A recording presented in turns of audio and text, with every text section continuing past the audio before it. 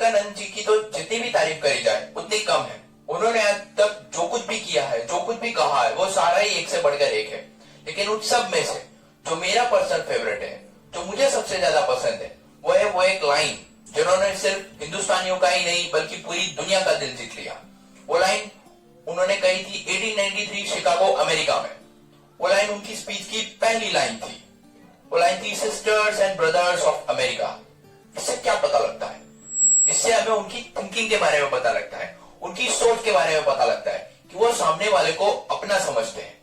फिर चाहे वो किसी भी कंट्री का हो, किसी भी रिलीजन का हो, चाहे उनसे दिखने में उनसे अलग हो, चाहे उनसे उनके कपड़े अलग हो, किसी भी वे में वो उनसे अलग हो, लेकिन वो सारे कौन है?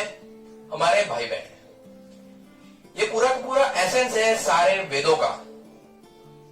यहाँ पे एक ही बात करी जा रही है कि मुझ में और आप में कोई फर्क है ही नहीं। हम सब जुड़े हुए हैं एक दूसरे से, और इस तरीके से जुड़े हुए हैं कि अलग हो ही नहीं सकते। जैसे आज मैं किसी का भी नाम नहीं लूंगा, लेकिन जो भी लोग सो कॉल्ड अपने आप को रिलीजन मानते हैं, सो कॉल्ड स्पिरिचुअल मानते हैं, फिर धर्म के नाम पे लड़ते हैं, तो उन्होंने कभी समझने की कोशिश ही नहीं करी कि धर्म का एक्चुअल में मतलब क्या है। धर्म का मतलब क्या है कि मुझ में और आप में कोई फर्क है ही नहीं। हम सब एक दूसरे से जुड़े हुए हैं, और इस तरीके से जुड़े हुए कि अलग हो ही नहीं सकते। मतलब कोई भी आपको जज नहीं कर सकता कि आप उनसे अलग हो। हम सब एक है, और अगर वो फर्क कर रहा है तो एक बात तो पक्की है कि वो खुद को नहीं जानता। बल्कि जो भी सेल्फ रियलाइज्ड होगा, जो खुद को जानता होगा, वो कभी भी फर्क कर ही नहीं सकता। वो फर्क कर ही नहीं सकता कि आप किस कंट्री के हो, किस रिलीजन के हो, आपका रंग रूप क्या है, आपके कपड़े कैसे हैं। और अगर वो फर्क कर रहा है तो एक बात तो पक्की है कि वो खुद को नहीं जानता। खुद को जानना मतलब क्या? खुद के सच को जानना मतलब धन को जानना। इनफैक्ट इससे मुझे स्वामी विवेकानंद जी की एक बहुत ही इंटरेस्टिंग कहानी याद आती है। वो क्या है कि जब उनका प्लान बना था अमेरिका जाने का, तब वो मां शारदा के पास में गए आशीर्वाद लेने के लिए। मां शारदा से बोला कि मैं अमेरिका जा रहा हूं धर्म का प्रचार करने के लिए, या फिर जो कुछ भी मैंने सीखा है उन सबको शेयर करने के लिए, तो अगर आपकी अनुमति हो तो मैं जाऊं। तब मां शारदा बोली कि वो जो चाकू पड़ा है वो जरा देना मुझे। तो स्वामी जी ने उठा करके उनको चाकू दे दिया। फिर उन्होंने बोला कि अब तुम जा सकते हो। वो चौंक गए। उन्होंने मां शारदा से पूछा कि आपने मेरी कोई परीक्षा तो ली नहीं, आपसे मुझे कोई क्वेश्चन तो किए नहीं, आपने ऐसे ही अनुमति दे दी। तब मां शारदा बोली कि ये जो तुमने चाकू उठा करके दिया, यही तुम्हारी परीक्षा थी। अगर कोई और होता तुम्हारी जगह तो वो जो उस चाकू का लकड़ी वाला हिस्सा है उसको खुद पकड़ता, और जो धार वाला हिस्सा है वो मुझे पकड़ाता। लेकिन तुमने ऐसा नहीं किया। तुमने धार वाले हिस्से को खुद पकड़ा, और जो लकड़ी वाला हिस्सा है वो मुझे पकड़ाया, ताकि अगर चोट लगनी भी है तो तुम्हें लग जाए लेकिन मुझे ना लगे। तो तुम अपना बुरा कर सकते हो सामने वाले के भले के लिए। इससे मुझे समझ में आता है कि अब तुम पूरी तरीके से तैयार हो तो तुम जा सकते हो। फिर वो गए। इनफैक्ट इनसे भी क्या सीखने को मिलता है हमें? उनकी सोच, उनकी थिंकिंग। तो उनका ही बहुत ही इंटरेस्टिंग जो सबसे पहला और जो सबसे फेमस कोट है वो है, rise awake and do not stop until the goal is reached. मतलब उठो, जागो, और तब तक मत रुको जब तक कि लक्ष्य की प्राप्ति ना हो जाए। ये किससे कहा जा रहा है और क्यों कहा जा रहा है? ये उन लोगों के लिए कहा जा रहा है जो अपने कंफर्ट जोन में है, आलसी हो गए हैं, आगे नहीं बढ़ रहा है। मतलब क्या है? जो उनको नहीं मिला, जो उनको चाहिए था अपनी लाइफ से, वो मिल गया है तो आ गए हैं बैठ करके, और जो उनको चाहिए था वो नहीं मिला है तो बस आ गए थक करके। तो ये किससे कहा जा रहा है कि जो अपने कंफर्ट जोन में है, आगे नहीं बढ़ने, आगे नहीं ग्रो कर रहे, नेक्स्ट लेवल पे नहीं जा रहे। इनफैक्ट इससे बहुत ही इंटरेस्टिंग बात मुझे आपको कहनी है, वो क्या है कि अगर इस सब का आपको जो एसेंस है वो अगर आपको सुनना होगा तो इसकी एक ऑडियो बायोग्राफी है जो स्वामी जी ने अपनी लाइफ से रिलेटेड वो रिकॉर्ड करवाई थी, यूट्यूब पे अवेलेबल है, वो भी आप सुन सकते हैं।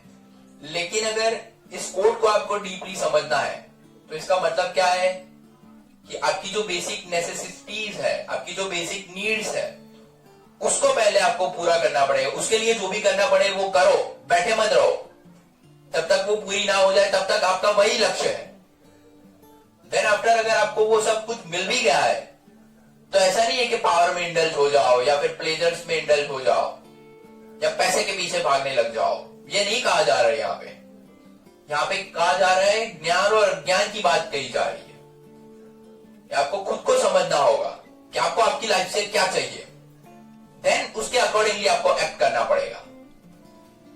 इनफैक्ट बहुत सारे लोगों ने अपने लिए कभी डिसाइड किया ही नहीं है कि हमें अपनी लाइफ से चाहिए क्या है, बस भाग रहे हैं ऐसे ही। फिर आपको अगर वो विजन चाहिए भी होगी कि आपको आपकी लाइफ से चाहिए क्या, वो क्लियर नहीं दिख रही होगी। बिना गोल की लाइफ एक जानवर की लाइफ होती है, ये भी आपको समझना होगा। कड़वा है लेकिन सच है। अपनी लाइफ का एक गोल सेट करो और उस गोल के अकॉर्डिंगली आप चलना शुरू कर दो, तब आपकी जो मंजिल है वो आपको साफ दिखाई देगी। तब आपके एक्शन भी उस तरीके से ही भागने लग जाएंगे। तब इस जो आपको लाइफ मिली है उसका कोई मतलब यहाँ पे क्या कहा जा रहा है, ज्ञान और अज्ञान की बात करी जा रही है। इसका मतलब ये नहीं कि आपको जो कुछ भी मिल गया है या फिर कि जो कुछ भी मिलने वाला है उसके ही ख्यालों में खोए रह जाओ या फिर वो मिल गया है तो आकर के बस बैठ जाओ। आगे बढ़ो, नेक्स्ट लेवल पे जाओ। ज्ञान किसका, अज्ञान किसका? खुद का। Self realisation. मतलब अगर कोई बंदा है जो खुद को जानता होगा वो कभी भी फर्क कर ही नहीं सकता कि आप किस कंट्री के हो, किस रिलीजन के हो। इनफैक्ट अगर आपने खुद को जान लिया तो आपने भगवान को भी जान लिया। भगवान आपसे दूर नहीं है, वो आपके अंदर ही है। जितना आप भी आपके पास नहीं है उतने आपके पास भगवान है। भगवान आपसे दूर नहीं है, भगवान आपके अंदर ही है अगर आप ध्यान से देखोगे तो।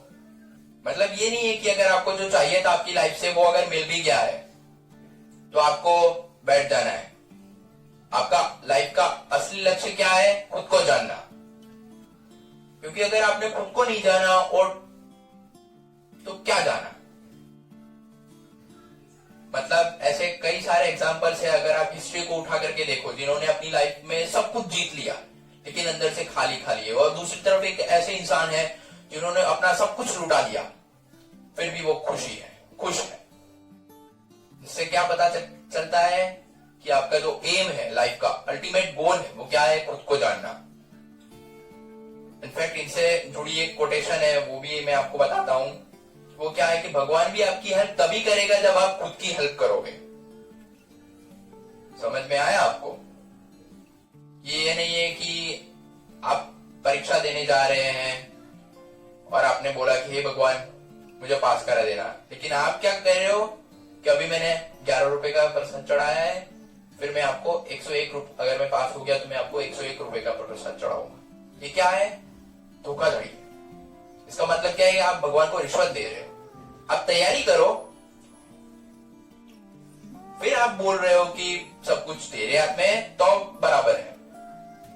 लेकिन अगर आप ये कह रहे हो कि मेरा भगवान मुझे पास करा देगा, तो ये गलत बात है, ये धोखाधड़ी है बेसिकली। तो आप तैयारी करो और कुछ आपको करने की जरूरत ही नहीं है, फल आपको मिल ही जाएगा कहीं ना कहीं।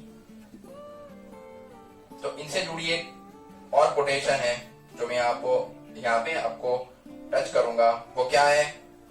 You can not believe in God until you believe in yourself. इसका क्या मतलब है? जब तक आपने खुद को नहीं जाना तब तक आप भगवान को भी नहीं जान पाओगे। तब तक आपके माइंड के अंदर एक कॉन्सेप्ट रहेगा भगवान का कि हाँ भाई भगवान है।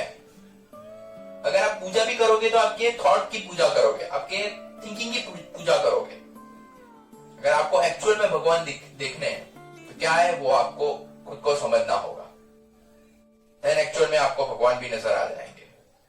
इनफैक्ट इससे बड़ी इंटरेस्टिंग मुझे एक कहानी याद आ रही है। एक बार एक गांव में बाढ़ आ जाती है, सारे लोग डूबने लग जाते हैं। एक बंदा है जिसको तैरना नहीं आता, वो जाकर के अपने छत पे खड़ा हो जाता है। वो बोलता है कि मुझे तो मेरा भगवान बचाएगा। फिर धीरे धीरे पानी बढ़ने लग जाता है, उनकी छत तक उनका पानी आ जाता है, यहां तक पानी आ जाता है। मतलब क्या, एक बोट आती है, उनसे बोलता है कि आ जाओ, हम आपको बचा लेंगे। बोले मुझे मेरा भगवान बचाएगा, मुझे बोट की कोई जरूरत नहीं। बोट चली जाती है, फिर यहां तक पानी आ गया, फिर ऊपर से रस्सी फेंकते हैं, हेलीकॉप्टर आता है, बोलते हैं अभी भी वक्त है, आ जाओ। तो बोले नहीं, मुझे मेरा भगवान बचाएगा।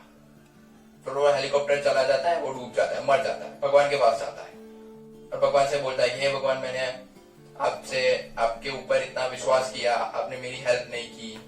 तो भगवान उसे खींच कर थप्पड़ लगाते हैं। वो बोलते हैं वो बोट भेजी थी, वो किसने भेजी थी? वो हेलीकॉप्टर भेजा था, वो किसने भेजा था? वो रस्सी फेंकी थी, वो किसने फेंकी थी? ये सब मैंने तो किया था। अरे मूर्ख, तू भी तो कुछ कर। मैंने अपना हाथ बढ़ाया, तू भी तो उसके ऊपर हाथ रख, तभी तो वो पॉसिबल हो पाएगा। मतलब क्या है, अगर आपने अपनी तरफ से कोई कमी नहीं छोड़ी है किसी भी बात के लिए, किसी भी काम को पूरा करने के लिए, तो फिर अगर आप बोलते हो कि अब तेरे हाथ में है, तो फिर ठीक है, फिर आप कह सकते हो। लेकिन आपको आपका काम नहीं करना, लेकिन आपको क्या है कि आपका काम भी कोई और कर ले। भगवान को बोल रहे हो कि मुझे बचा ले, आपको कुछ करना नहीं।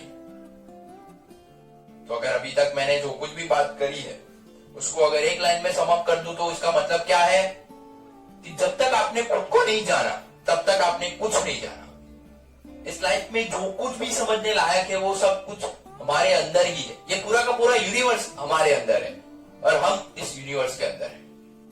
अगर इस फर्क को समझ ले कि ये जो पेड़ दिख रहा है, मुझ में और उस पेड़ में कोई फर्क है ही नहीं, और हम फर्क कर ही नहीं सकते, क्योंकि अगर वो पेड़ हमें ऑक्सीजन नहीं देगा तो हम जी कैसे पाएंगे।